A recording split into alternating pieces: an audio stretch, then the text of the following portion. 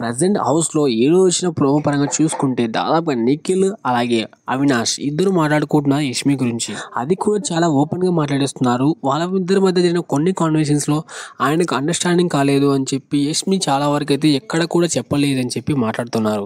కొన్ని సార్లు నిఖిల్ కి సంబంధించి అవినాష్ తో చాలా గట్టిగా వాదించిందని కూడా చెప్పేశారు. కానీ ఆ రోజు అయితే గట్టిగా చెప్పలేదు నాకు అని చెప్పి ఆ నిఖిల్ అయితే అంటున్నాడు. ఇలా ఒకటి కాదు రెండు కాదు, నాగార్జున గారు హౌస్ లోకి వచ్చినప్పుడు మాట్లాడినప్పుడు కూడా ఈ విషయం కూడా ఎక్కడ కూడా గట్టిగా మాట్లాడలేక స్టాండ్ తీసుకోలేదంట. సో నిఖిల్ కూడా హౌస్ లో ఎంత మంది ఉంటే అంతమందితో బాగా మాట్లాడాడు, కానీ ఓన్లీ యష్మితోనే ఎక్కువగా మాట్లాడలేడు అని చెప్పి అదొక డౌట్ వచ్చేసింది. ఇలాంటి డౌట్స్ ఒకటి కాదు రెండు కాదు చాలానే వచ్చేసాయి. సో వీళ్ళిద్దరి మధ్య మిస్అండర్స్టాండింగ్స్ వల్ల ఇలా జరగడం కారణంకి, అలాగే నిఖిల్ కి ఎటువంటి ఫీలింగ్స్ అయితే లేవని క్లారిటీ ఇచ్చేశాడు. ఇంకొక మ్యాటర్, గౌతమ్ కృష్ణ వచ్చేసి దాదాపుగా నిఖిల్ అండ్ యష్మి ఇక పృథ్వీ అండ్ విష్ణుప్రియ వీళ్ళందరూ గ్రూప్ గేమ్ ఆడతారని చెప్పి అయితే ఇండైరెక్ట్ గా చెప్పేస్తున్నాడు టేస్టీ తేజతో. ప్రజెంట్ మెగా కంటెన్సీ టాస్క్ నడుస్తుంది. ఇందులో 5 సెలెక్ట్ అయ్యారు. ఈ 5లో ఎవరు విన్ అవుతారు, అదే విధంగా మెగా చీఫ్ ఎవరు అవుతారు అనుకుంటున్నారు? ఖచ్చితంగా మీ అభిప్రాయాన్ని కింద కామెంట్ బాక్స్ లో కామెంట్ చేయండి. మీ ఫేవరెట్ కంటెస్టెంట్స్ కి ఓట్స్ వేయకుండా ఈ ఫ్రైడే లోపు త్వరగా ఓట్ వేయండి.